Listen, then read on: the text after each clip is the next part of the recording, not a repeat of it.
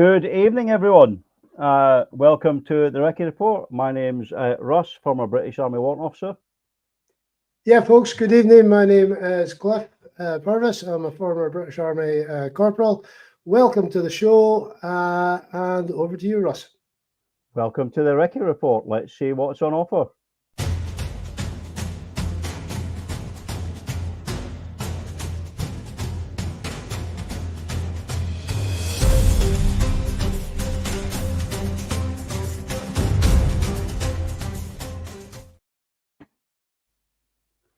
And here we are again, Cliff. Yeah, second half of the year. Episode 38, isn't it? Which is, yeah, I believe wow. so. Yeah. This is where I rely on you to keep the numbers straight, buddy. Yeah, it's 38. Second part of the year, another year that's flying in. Folks, we are getting tremendously close now to the Holyrood elections. We need to start waking up to what exactly is happening on the archipelago. Yeah. Russ, anything caught your eye in the last month? It's the same old, mate, isn't it? It's the political machine grinds on, and there seems to be a little difference from in Starmer's regime than there was in the Tory regime, other than it's just the constant backbiting and bickering from the opposition, and nothing ever seems to really change. It all seems to be tinkering around the edges all the time.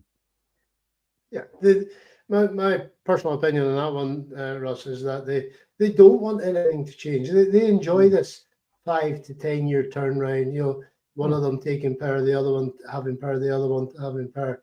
You know, it's jobs for the boys and girls.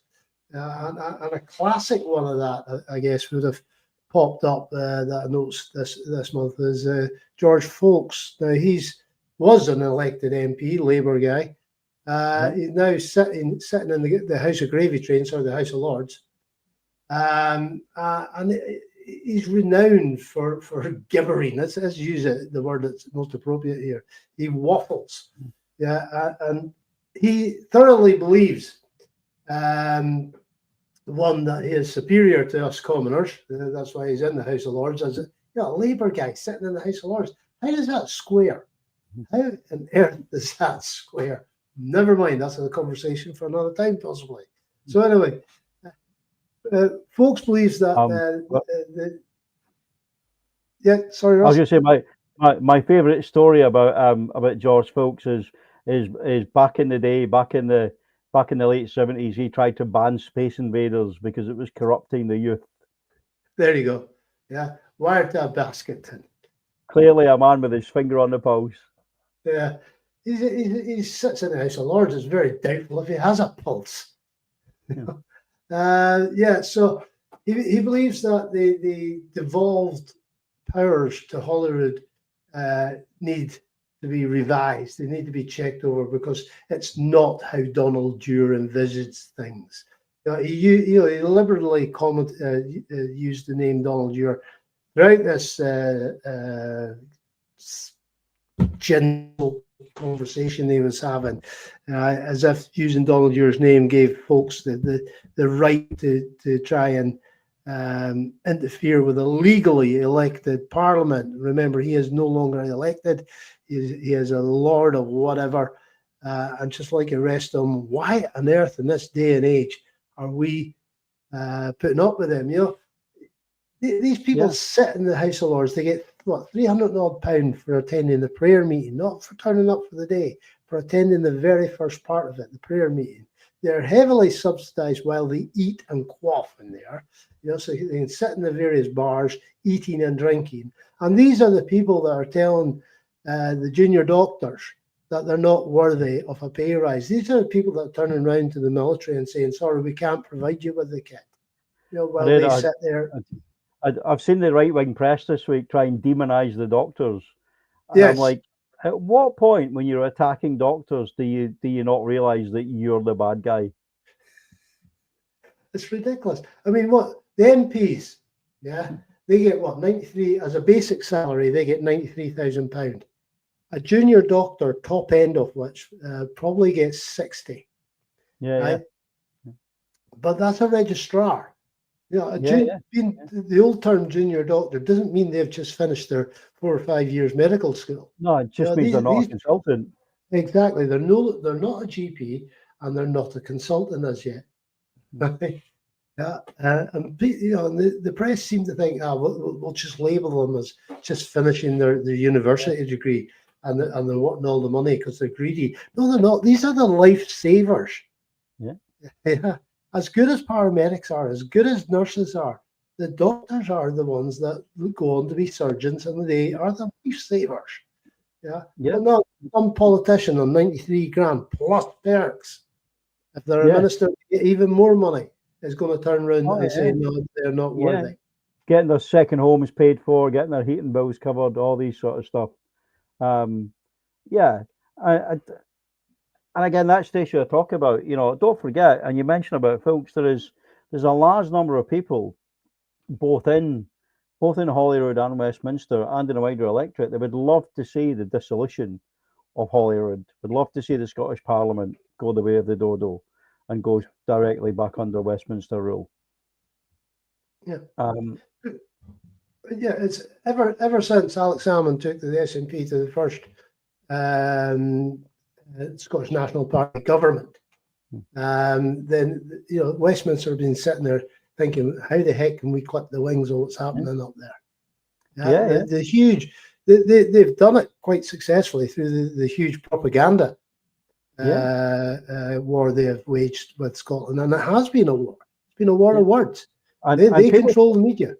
And people forget. The Scottish Parliament was set up so that there would never be a majority SNP government, and there wasn't. And even from 1999 to 2007, when it was a Labour Lib Dem coalition, it was very much just rubber stamping everything that came from Westminster. And then the SNP did what no one ever expected them to do, was they became minority government in 2007. And then they did the other thing that no one expected them to do, which was they actually governed quite well. And then the following Parliament. And then they did the third thing that people never expected them to do, was they got a majority and actually governed really well. So, I tell you, I'm not here to blow smoke for the SNP, but they are by far the least worst option of any other party in Holyrood. I agree with you. And if the Tories or Labour get their foot in the door again, it'll be 5 years of just appeasing Westminster. Just set record straight, folks. I'm no longer a member of the SNP. It allows me a little bit more latitude to say what I want about other political parties. I don't have to be a politician. I don't have to be a diplomat. And with me, like you were ever a diplomat, Cliff. There might be somebody out there who hasn't seen the show. As my good lady wife keeps telling me, you really can't say that anymore, Cliff. What? Yeah. But they are. You're absolutely spot on. If you want somebody to govern in the interests of Scotland, take away the independence thing at this moment in time. But for the day-to-day running of for the best of Scotland, then it has to be the SNP. They've done a sterling job at that. Again, I get facing the staunchest of propaganda from every single unionist supporting paper out there. I mean, how can we forget the ferry scandal? Yeah.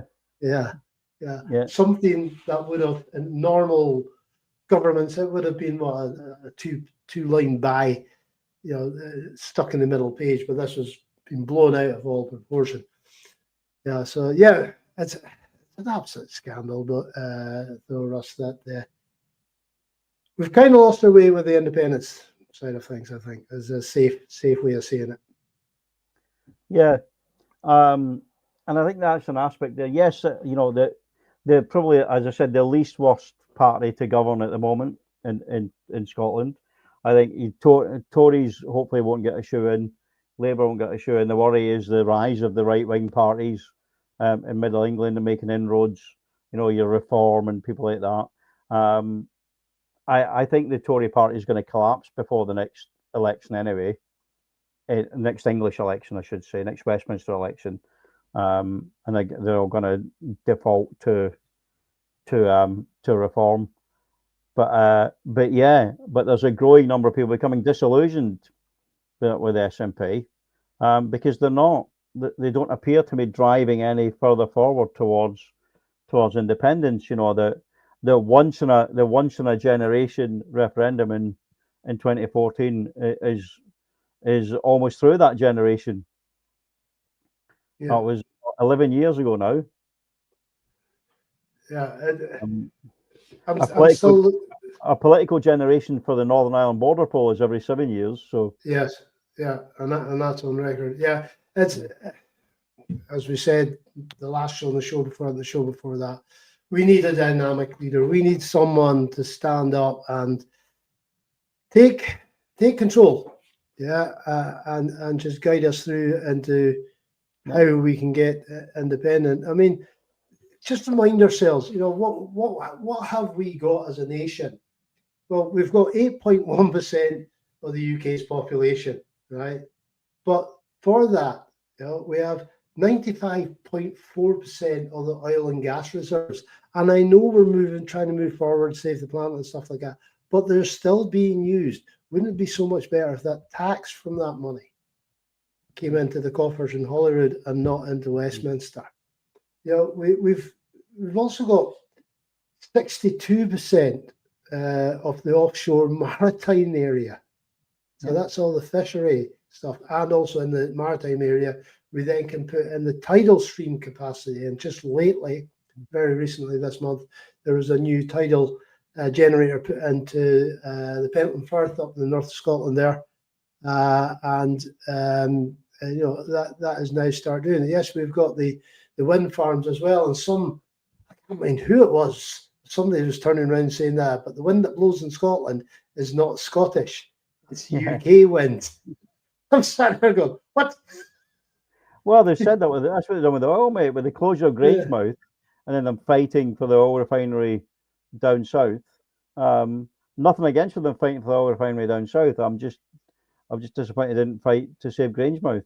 You know, we're, you know, literally, as you say, 90% of the oil and gas, and we can't even refine it in Scotland. Yeah, and of course now we've got the wind power that's been, you know, the big industrial cables that have been installed so that the generated power can then go south of the Tweed. It's absolutely scandalous the way we're being treated. They are, you know, we are being asset stripped, the same as any other colony. And I know we're not a colony under the UN definition of colony. Scotland is not a colony. Yeah, I choose to use the word because that's how it feels living here. That's how it feels with the democratic deficit that we have had thrust upon us. Yeah, it feels like a colony. Yeah, and every single colony that Westminster has had its talons into has been asset stripped. That's exactly what they do. It is, mate. It's the arrogance and the disrespect. You know, straight after the failed referendum in 2014, they brought in the English votes for English laws, which was performative politics because the SNP had a policy of not voting on English only matters anyway. Yep. And then the whole Brexit referendum that Scotland absolutely overwhelmingly rejected. Then special measures were given to Northern Ireland because Good Friday Agreement hinged on it. And Scotland were just like, yeah, shut up, get back in your box. Yeah. And it's ridiculous, you know. You know, should we be left at the mercy of our bigger partner because we have a smaller population? Might doesn't necessarily make right, mate. We know this.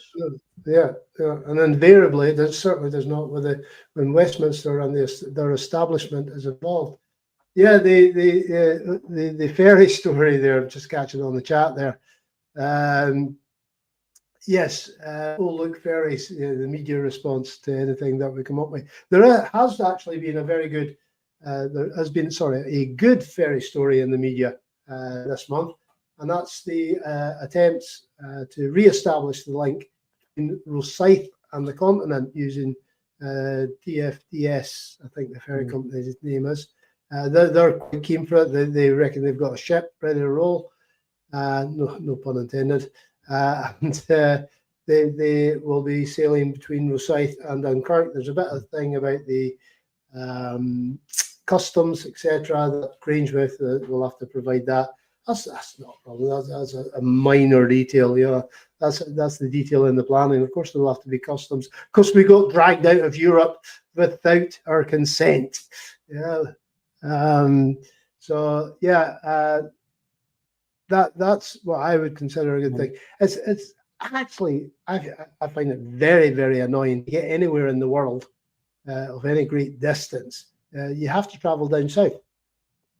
Yeah.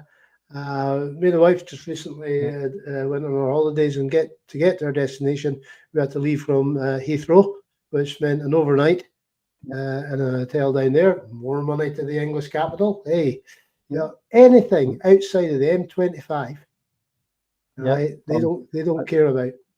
I just want to highlight a comment here that Hashby's made. It said only a large majority of MSPs will bring about another referendum. That majority were made up from SNP constituency members and Greens or ISP/ALBA coalition of list seats. I hope you're right, mate. I hope you're right, because we had a majority. We had a majority at one point, and that was literally squandered. And I don't know why that was. It was literally like, can we have a referendum? No. Okay. Week later, can we have a referendum? No. And that seemed to be the answer we took. I say what the Scottish government took. That I don't know how they're going to move it forward. Maybe we need to be a bit more radical. I don't know. And hopefully, yeah, there's the majority in the next Scottish election, and we'll see how it goes. But but people are becoming a little bit disillusioned with it. We need some action. Let's see what happens. Yes. Absolutely. Like I said, I don't have the answer. I really don't have. Me and you've been chipping away at this, not as long as other people have, but we've been chipping away at it since we got ourselves together as a wee group. And I don't know if I've run out of ideas, but I'm certainly looking for a little bit of inspiration for those that lead the country.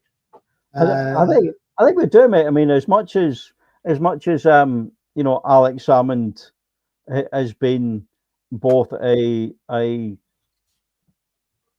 draw and a polarizing figure in the independence movement, I think we need someone similar.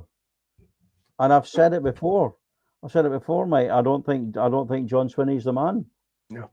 I'm not sure. Stephen Flynn, I think is a good orator. Would make a good spokesperson, but he's squandered down in Westminster at the moment. Yeah. And the only time maybe we'd get him is if he stands in the Holyrood elections next year. Yeah. I think he would be really good, quite bombastic as Alex could be. Yeah. And that's what we're needing. We're needing someone to dig the heel in and say, well, no, that's not happening. I'm here to represent the majority of the people.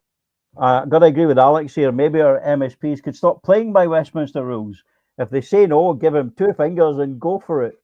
Well, I'm a nippy wee guy for Lanarkshire, mate. That's always my plan for most things. We just go. Okay, it is better to beg forgiveness than ask permission. That's my mantra for life, mate. Yeah, so getting back to the ferry, I'm hoping that thing does get established so we can all, we don't have to burn the gas to get down to what would be the nearest one would be Newcastle, I guess. Ferry to the continent. It's an absolute scandalous. I have no reason why. We've got some very. I was going to say Hashby making an important comment there. The Unionist parties will fight the 2026 election on what they claim as SNP failures. Yes, well, and I think you're right, but I think we need to stop playing by those rules. We need to stop reacting We need to stop reacting to anything and everything, because we can't win that fight, because it's the Gish Gallop. It's they come out with 20 things that they say are failures. You've only got time to address 1 or 2 of those, and 18 get past the post. You've got to you've got to ignore that. You've got to just move on, and don't even get into that fight. And I think Alex tried it a little bit when they would ask these questions, and it was like, what, you really think out of all the countries in the world, Scotland would be the only one who wouldn't be able to manage their own affairs? I think that's the message we need to send, is that we are good enough, big enough, smart enough, clever enough. Yeah, the sad thing, of course, we've got the BBC, who are supposed to, by their mission statement, to be impartial. And of course, we know they're not. Just recently, this month, again, they come up with this comment that the huge backlog of learner drivers waiting for their tests, the Scottish government has promised to investigate and sort out. It's not a devolved thing. It's the DVLA based down in Wales that are responsible for saying that. It's a Westminster thing. But the BBC reported it as the Scottish government failure. We don't get started on BBC. A nice comment here. We have no mainstream media, which doesn't help. You're absolutely right, mate. We are we're out propaganded by the mainstream media, by the constant pop-ups on Question Time of Farage and his like and the right wing, and it's all about balance, apparently, where they have 5 unionists and 1 independent supporter who just gets pilloried, and it's absolutely it's unreal. We need to stop playing by the rules. We absolutely do. Again, the on broadcasting, that's controlled by Westminster. It's not a devolved thing. So they could pull the plug. They could pull the plug on this thing. If we were ever to reach the if they were ever to reach the dizzy, if we were ever to reach the dizzy heights of being a thorn on their side, and I'm not saying we're big enough to get the plug pulled on us by any shape manner. No, we're screaming in the darkness like everyone else, mate. We just hope that our voice, however minor, however sad it is, actually gets heard by some people. We started, to go by our mission statement from long ago, is we're here to prove that that not all veterans are, staunch unionists. We do believe in the right of self-determination. And we believe that the best people to make decisions for Scotland are the people who live and work in Scotland. Simple as that. Yes, absolutely. What else has been going on? We've had the Strategic Defence Review 2025. For those of you that don't know what that is, that's where Westminster decide how much money they're going to spend on the armed forces, or not spend, as the case may be. I have attempted to read it. I got as far as page 6 and thought, this is all it's all jingoism. It is. I've never seen such an American political worded statement in a British document. All full of synergy and stuff like that. It's in reaction, isn't it, really, to Trump's tantrums about NATO contributions. And given that we've got some intelligent people here watching, I think it's good to ask about what would you like to see in a Scottish Defence Force? What would be the responsibilities? What would be their role? Would you stay in NATO? Would you go along the lines of, the Irish Defence Forces? That's an interesting question to put out there, Russ. So, guys, please answer. If we don't get time to address your answers, this show will certainly drag it onto next month's show. But we've got Alex good one, there. Alex, in your peacekeeping role, like era. And outside of peacekeeping, you've got things like military aid to the civil powers. So that's things like flood relief, You know, bin men strikes, firefighter strikes, stuff like that. That's all stuff that the military's done in the past. Although I'd hate to think they'd be used for union busting. That would be a bit of a no-no for me. Yeah, I think we could play a big part in the UN. To be fair. Yes, yeah, as peacekeepers, absolutely. We've got a good reputation as being a fair and even-handed country. Remember, folks, though, peace involves sometimes you got to establish the peace. Yeah, it's not a case of turning up with a blue hat in your head and everybody thinks you're great. You know, as I've often told people, I've been engaged with bullets flying about the place more often wearing a UN cap badge than any other cap badge. Yeah. So it's if we are sending our boys and girls into peacekeeping duties, they need to be trained, equipped. They need to know why they're going in, and they need to have an exit strategy. Yes, absolutely. You know, we all remember. I say we all remember. You and I remember the Srebrenica massacre. I was gonna try and be diplomatic about it there, mate, but it was a massacre. That was a massacre. There's no where the UN were just neutered and couldn't and apparently couldn't do a thing about it. Ridiculous. That was the Dutch forces that were at in Srebrenica then. It was, mate. There's Hashby got a comment. Stay in NATO with a strategic position in the Atlantic. Fast jets stationed in the north and east coast and missile defence systems for the main cities. Hashby, that's very well reasoned, mate. The Atlantic gap, as they call it, is a very important strategic position in the north of Scotland, and very worth keeping an eye on, because if we don't, someone else will have their eye on it. Yes. Should we stay in NATO? It's not for me to answer that one just now, as we've put the question out to you guys and girls out there. We will, I'd like us, Russ, if we could continue this one on our next show, because I'm looking at the time, and yet again, things have flown away from us. I think that could be maybe. So if you're interested, guys and girls, and please leave a comment. I think maybe the next show we can focus on, at least for part of the show, as to what we would want to see in a Scottish Defence Force. We would have, which would be obviously it'd be Army, Navy, Air Force, or you have one big defence force which encompasses all of them. What would they be? What would the tasks and roles be? Because you can't have 8,000. I don't know the size of Irish force. You say 8 to 10,000. Yeah, kind of 8 to 10,000 people sitting around twiddling their thumbs, hoping for something to do. You got to train them, motivate them, and more importantly, you've got to use them. Yeah. People join the forces for a bit of a thrill, for a bit of experience, for doing something that's unusual. And they got to be given that. Opportunity. Just on the defence review, if I may, Russ, before we close, they've given the new nuclear warhead a name. It's called the Sovereign Warhead Program. So that's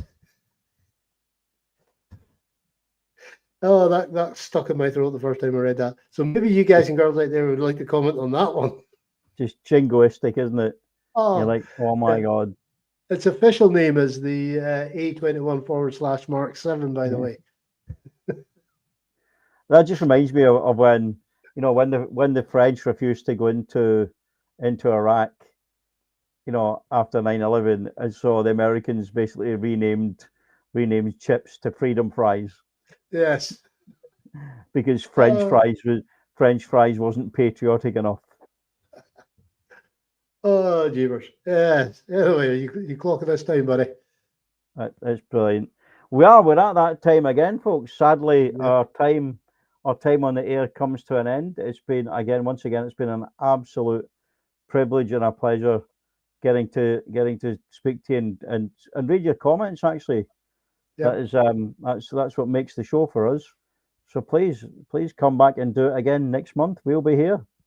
Yes, we will. Remember, folks, we have only got 296 days, 10 hours, and 29 minutes before the polls open at the next Holyrood election. Our future is very, very bright. Independence is right. See you next month, folks. Sir Alba. Take care, everyone. Cheers, boys.